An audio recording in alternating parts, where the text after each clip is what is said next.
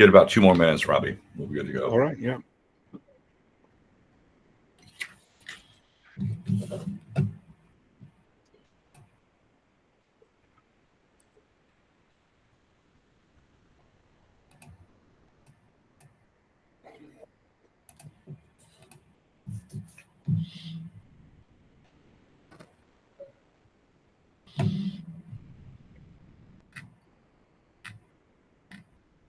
And we record this, Robbie, and we post it as well. Typically, we'll get 80, 90 replays, so which is kind of cool too. So Nice.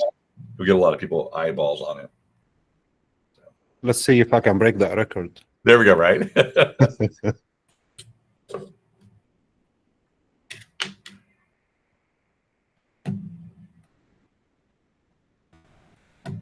All right. And no ticker. Good.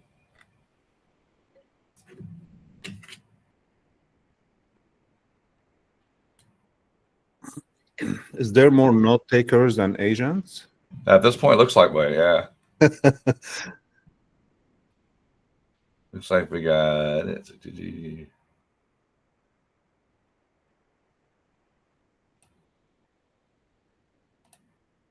There's more coming in. All right, here's more.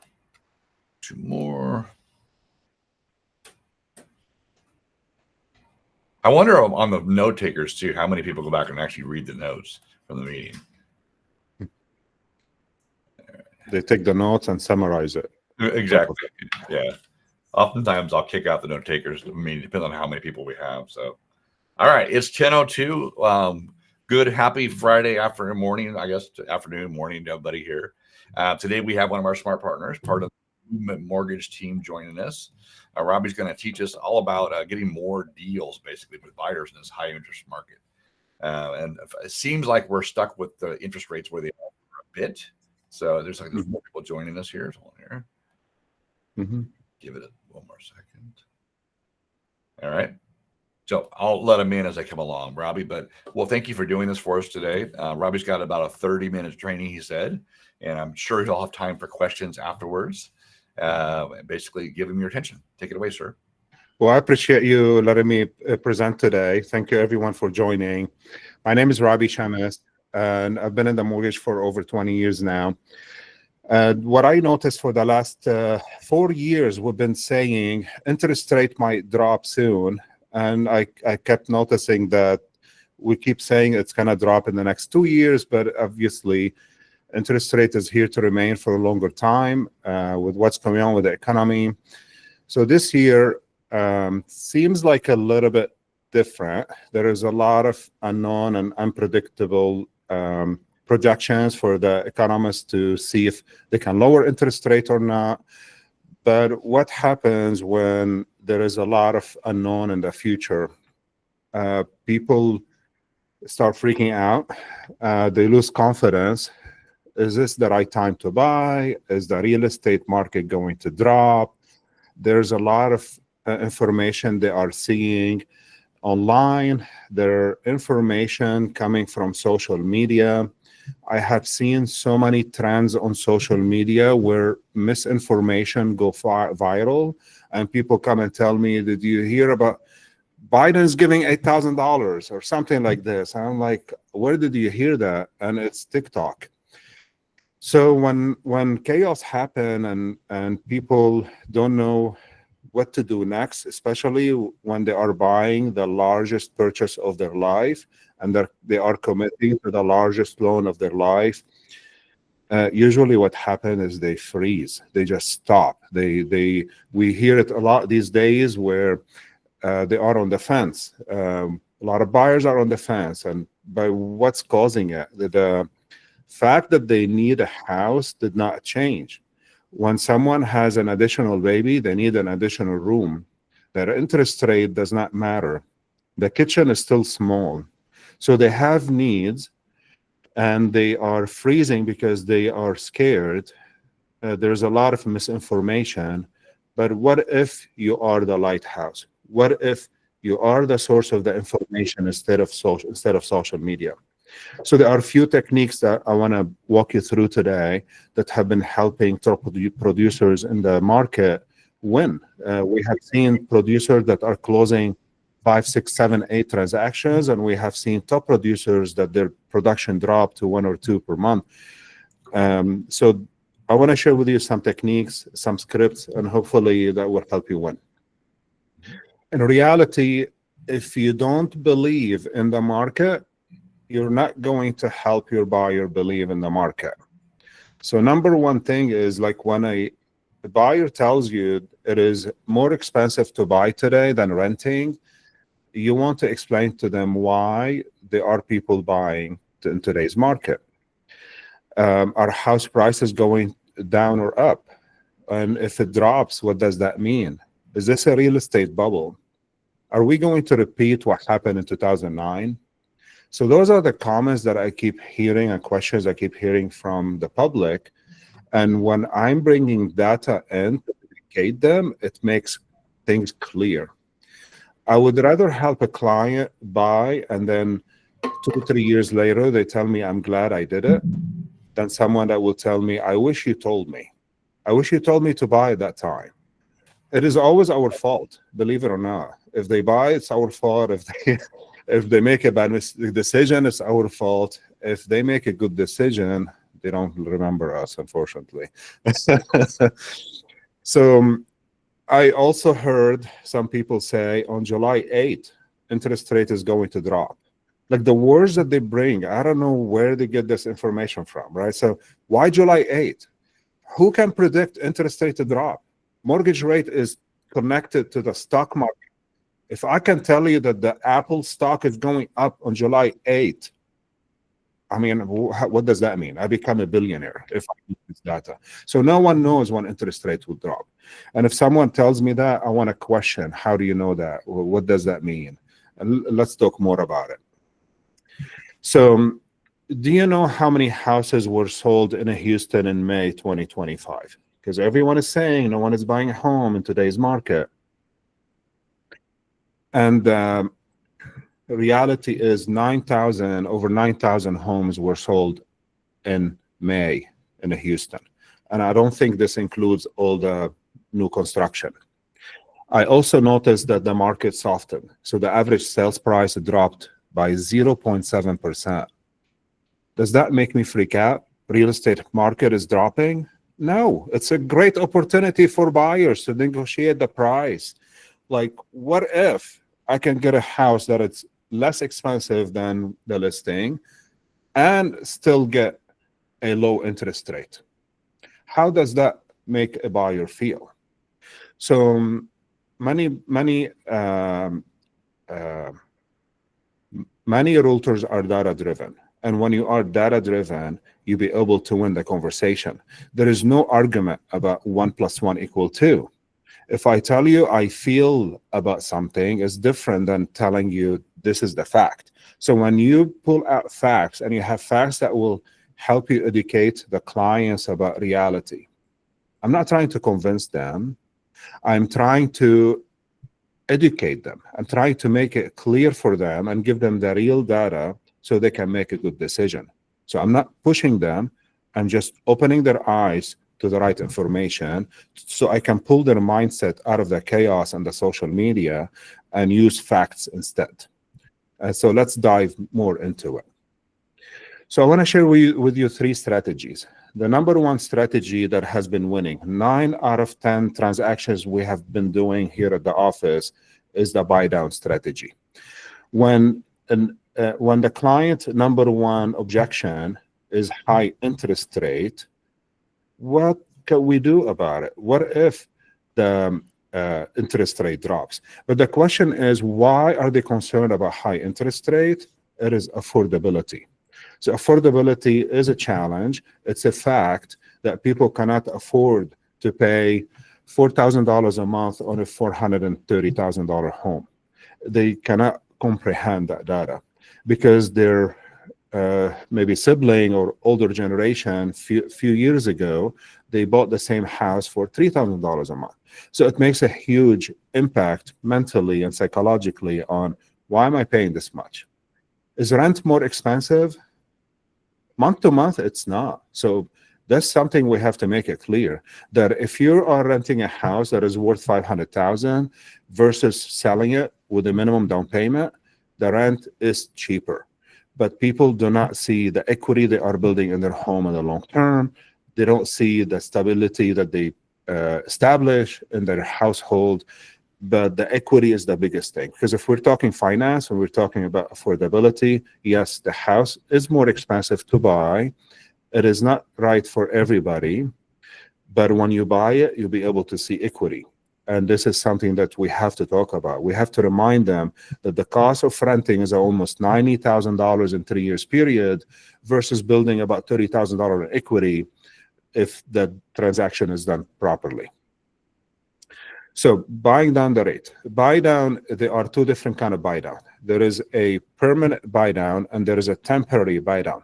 The difference between them, when we are using a temporary buy down, is affecting the monthly payment dramatically. It is dropping the monthly payment by $500 to $600 a month. So if someone is telling me, I want to buy a $400,000 home and I want my payment to be $30 to $100, I'll make it happen for them as long as we have the right information. So what we need is a seller contribution, and the seller contribution is part of the negotiation. The permanent buy down is permanent. You buy down the rate for 30 years. They help when affordability for qualification purpose. So let's say someone qualified for 400,000, you need him to qualify for 420. That 20,000 extra could be done by lowering the interest rate. And we lower the interest rate by asking the seller to pay for the seller contribution. And in a way, I'm telling the buyer, what if you could get a lower payment without paying anything out of pocket? And this is how I can start the conversation. And I like to show them the numbers. So in today's market, when someone is buying a home for $700,000, their monthly payment is $39.82. If they drop the purchase price by $25,000, so the purchase price becomes $675. It did not impact their interest rate, and at the end, their monthly payment was affected by $143. What if I use that $25,000 to do a buy down and drop the rate to 5.187? And this is a permanent buy down.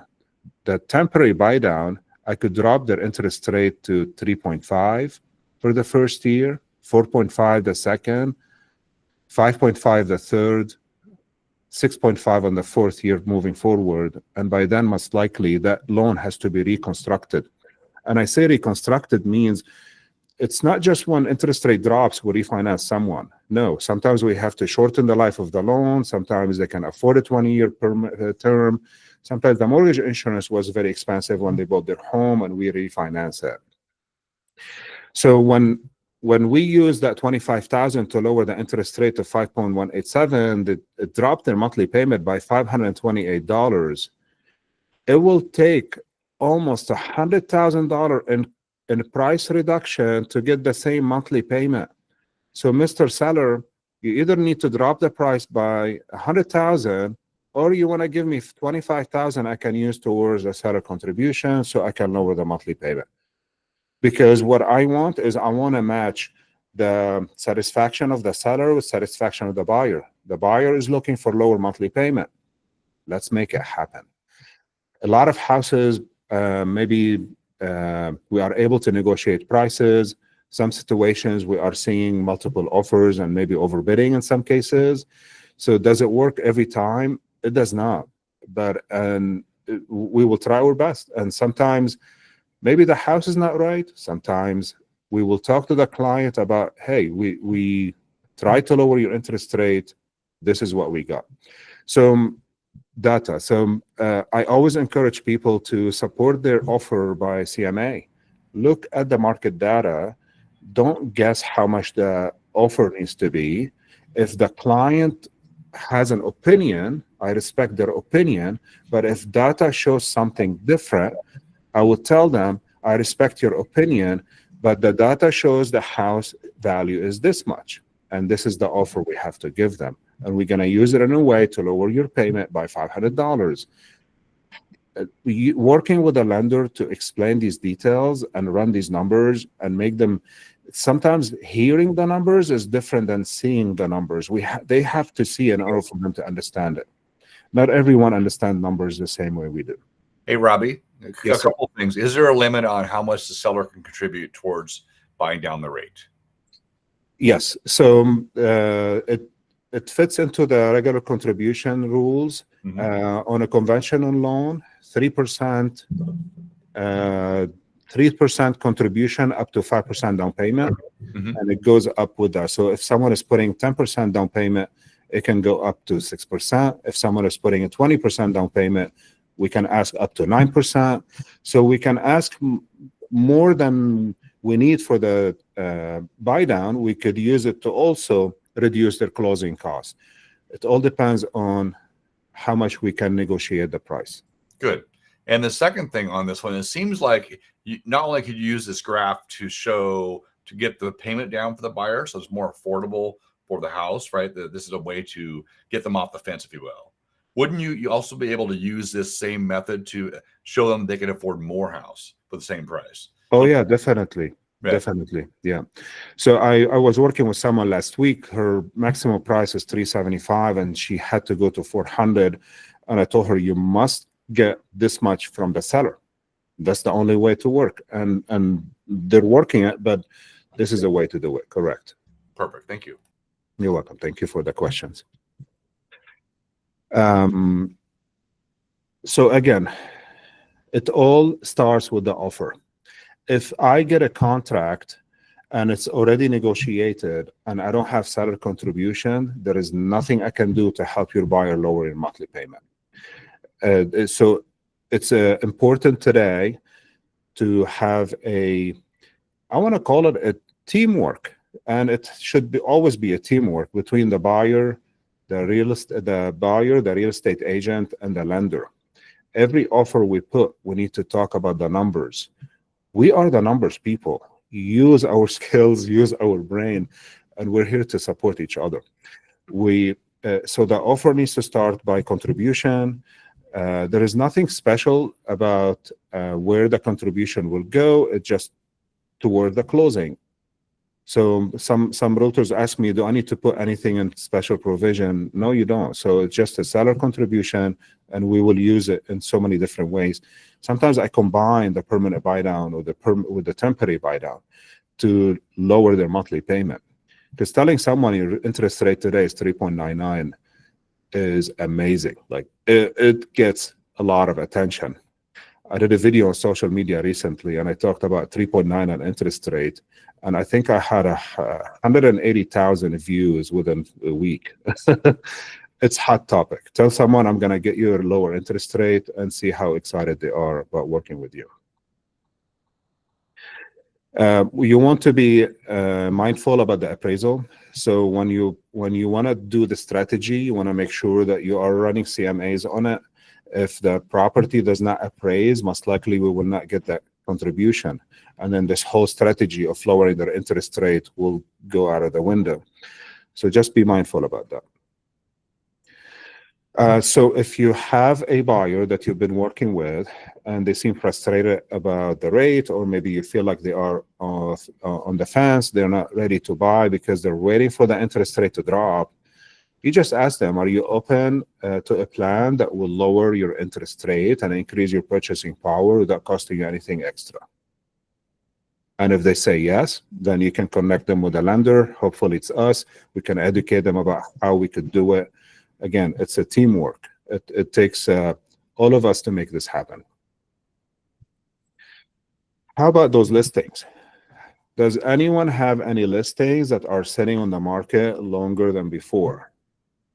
So I'm seeing it happening more often. Data shows that. And same thing we do with the sellers. I am noticing sellers are dropping their purchase price. What if we use that money to lower their interest rate? Do you think builders are the only ones that can advertise a 3.99 interest rate? Anybody could advertise a 3.99 interest rate. Now, HAR has some limitations, so you want to be creative about the marketing. But numbers are clear. It will make the buyer happier if they are getting $25,000 toward reducing their interest rate instead of lowering the purchase price. So before you drop the price on the listing, talk to your lender. See if there is something creative about lowering that rate instead of dropping the purchase price. Maybe that will hold the value. Like there is so many different reasons why it is better to lower the interest rate instead of lowering the listing price. So a sample script for sellers. You have sellers that trying to sell their homes and things are taking longer. You just ask them, are you open for an approach that will help attract more buyers to your home over others without lowering your purchase price? And see what they would say. They might be open for that. Strategy number 2, 100% financing. All the buyers love 100% financing. I cannot express how much attention it's getting. This sign that I put on the ground, I put it in the yard, and I think I got 10 leads out of it. People are interested with free money. Anybody's interested with free money. Heck, I would move right now and I would use 100% financing all over again. 100% financing is not just for first-time home buyers. It doesn't have income limit. It is not a bond. It is not a down payment assistance. It's not. We're doing 2 loans. We're doing the first loan as an FHA loan, and we're giving them a second loan to cover the down payment. So there's a lot of flexibility. We are using that money sometimes to reduce their DTI. So I used that 3.5%. It was about $15,000. Paid off a car loan for this buyer, helped them qualify for $100,000 more purchase power, and they don't have that car payment anymore. There are some buyers that are worried about using all their money for the home purchase.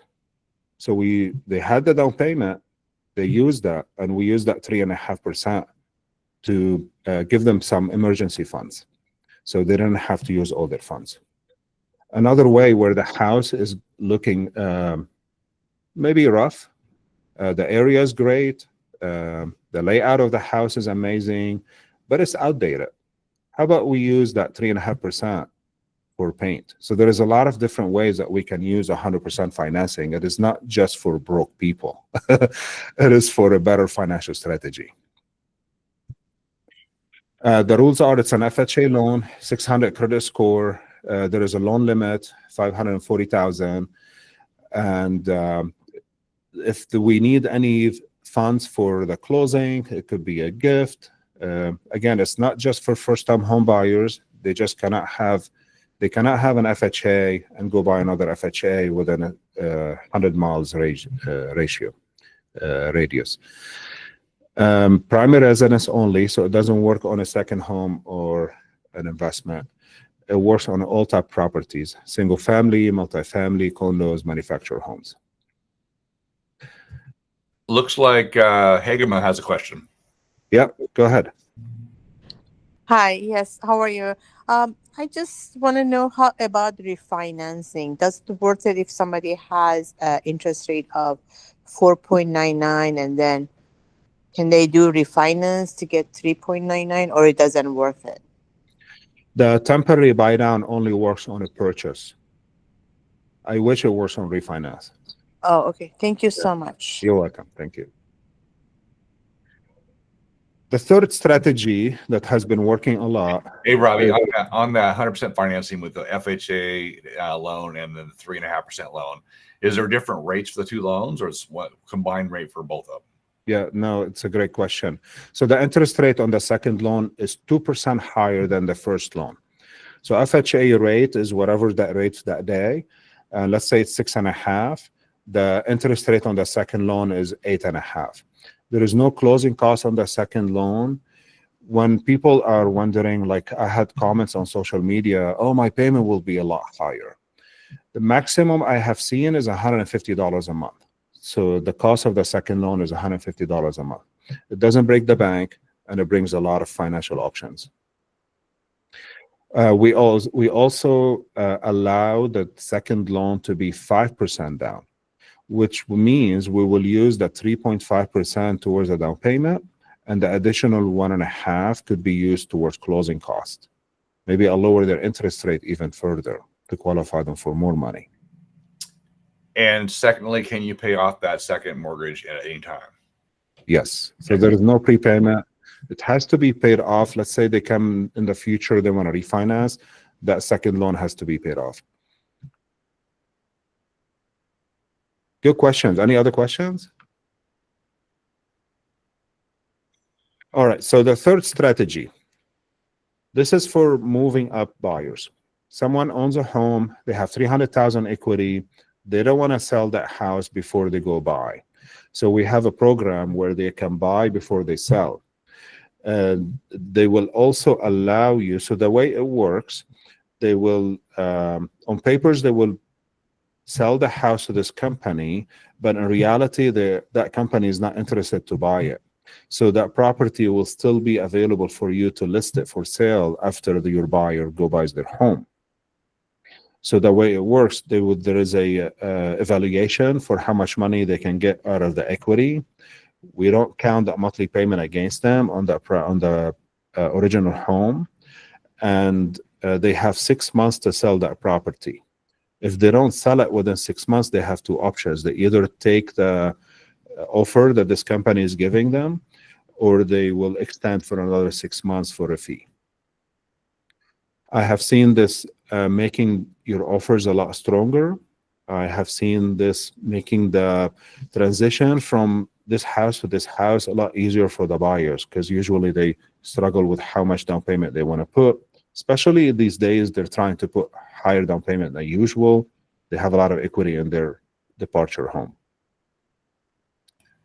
The obvious question is, does the buyer still make payments on the old loan until it sells? And the answer would be yes, right? So they have no, but because they already take it in account. So when they're doing that offer, they are holding money in escrow that covers 6 months payments ahead of time. Perfect. All right, there you go. See, any other questions? All right. So sometimes second opinion saves the deal. So let's say you have a transaction, the client is either on the fence or maybe going through some challenges getting financing. A phone call to us, maybe we'll be able to find a solution. And it doesn't mean we're smarter, doesn't mean we're better, even though we are, but it means sometimes we have to take a step back, reassess the situation before we move forward. So if you have situations like this, just give us a call. Sometimes showing the client the affordability versus rate, or maybe coming with a more creative financial strategy will help the deal, will save the deal, will get your client in the contract. So that's it for me today. I want to see if you have any questions. So why don't you recap the three options again? You had rate buy down, right? You had a 100% financing. 100% financing, okay. And buy before you sell. Nice. Okay. And who's the company you work with to do the purchase, the buy before you sell part? It's called Equity Up. Okay. Nice. Yeah. Any questions, guys, for Robbie? Yvonne, go ahead. Yes. Hello, everyone. Do you have any programs for a first-time home buyers? Any grants about it? Yeah, definitely. We have almost 8 of them. And so a lot of times I am noticing that FHA with a second loan, 100% financing works a lot better, simply because it doesn't have any income limit and we don't have to qualify them with a second underwriter. But we do have all different kind of grants and down payment assistance programs. And also, I'm wondering if we can be able to put your sign on our listing, the 100%. Oh yeah, definitely. So I'm showing you a QR code. If you want to scan it, you'll be able to schedule a strategy meeting with me. And this is where we will discuss what exactly you need. We'll make it happen for you. Okay, thank you. You're welcome. Any other questions? Looks like Gail's got a question. Hi there. Thanks for the information. I don't know that I'm going to have time to have a meeting with you today, but I do have an open house tomorrow.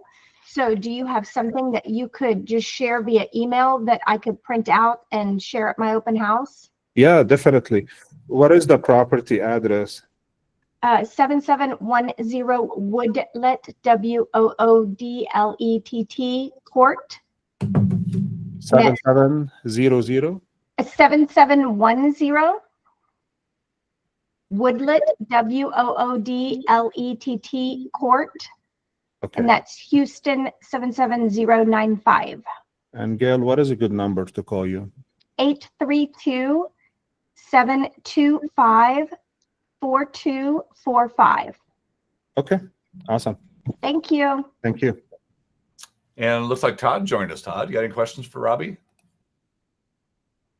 I wanted to give a big compliment and say, I love this. These are some very smart tactics to work with buyers and sellers right now. And I just appreciate you tackling the affordability challenge because, you know, it is a challenge and we need to be creative in our job as the real estate agents is to remove the barriers that or find ways around them, over them, you know, remove them. And I love all three ideas. So just wanted to say You made my Friday. Thank you so much. thank you. Appreciate you. I love the idea when we're talking about either for a buyer, making it more affordable for them or more purchasing power. But on the seller side too, which I wasn't thinking about, like there's different ways to attract more buyers that may like your house, but can't afford it, and make it a little bit more attractive to them without dropping your price too much. So, All right. Well, Marty, I loved the chart, the showing of the numbers. I think that was a very key insight because sometimes you can say it and you can try to talk people through it, but that chart shows it right there very clearly to the home seller. And yeah, I mean, it just shows them a clear path for both of them to come to an agreement. Yeah, well, sometimes like you always need to remember that people in general don't understand numbers. They don't see it. It's always we always remember visual things, and if we don't see it visually, it's hard for people to remember it. Mm-hmm. Cool. I do, Marty. I have one question. I joined a little bit late, so if he was talking about temporary buy down rate versus permanent, and I know he mentioned the 3.9. I mean, that does get people's attention, but it almost isn't. I mean, is there ever a situation where temporary buy down rate is better than the permanent, or it just always seems like maybe the temporary buy down rate is what gets attention, but the permanent seems to be what's always the smarter move. Or am I right? So I do projections and analysis for every transaction I work, and I do projections comparing an interest rate without buy down versus an interest rate with buy down. I'm talking about permanent buy down.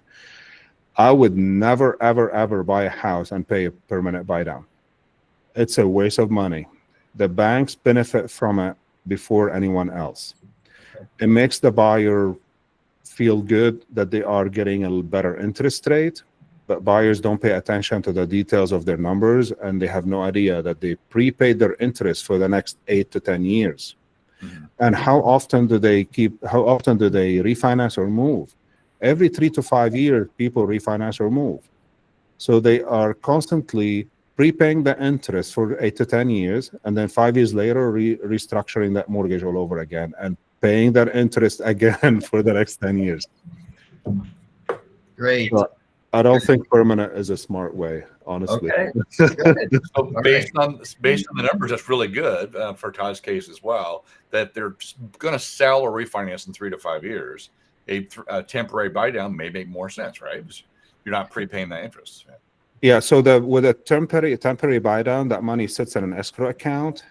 So if they come to refinance or move a year later, that money is theirs.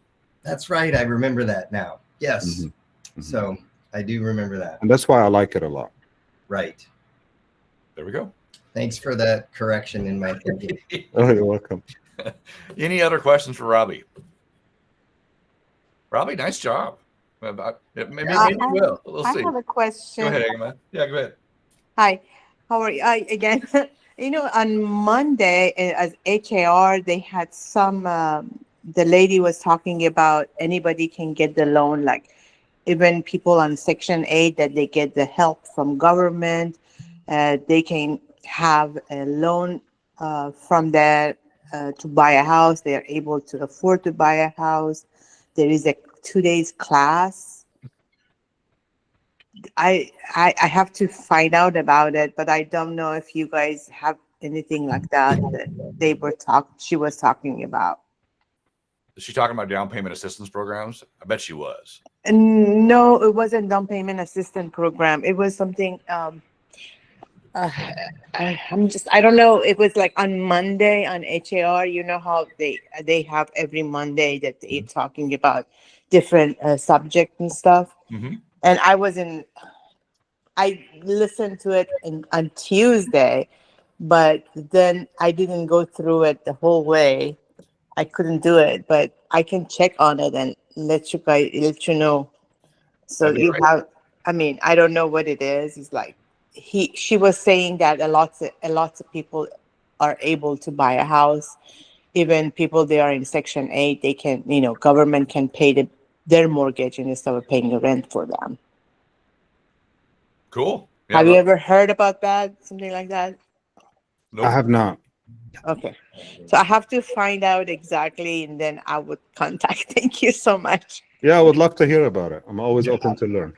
Yes. It sounds like that voucher program, they're using that voucher toward the mortgage. That's what that sounds like. I think that's how that's worked. They once they get like that allotted voucher, they put that toward the mortgage. But I don't know what it takes to qualify for that program. So it's a down payment assistance program, basically.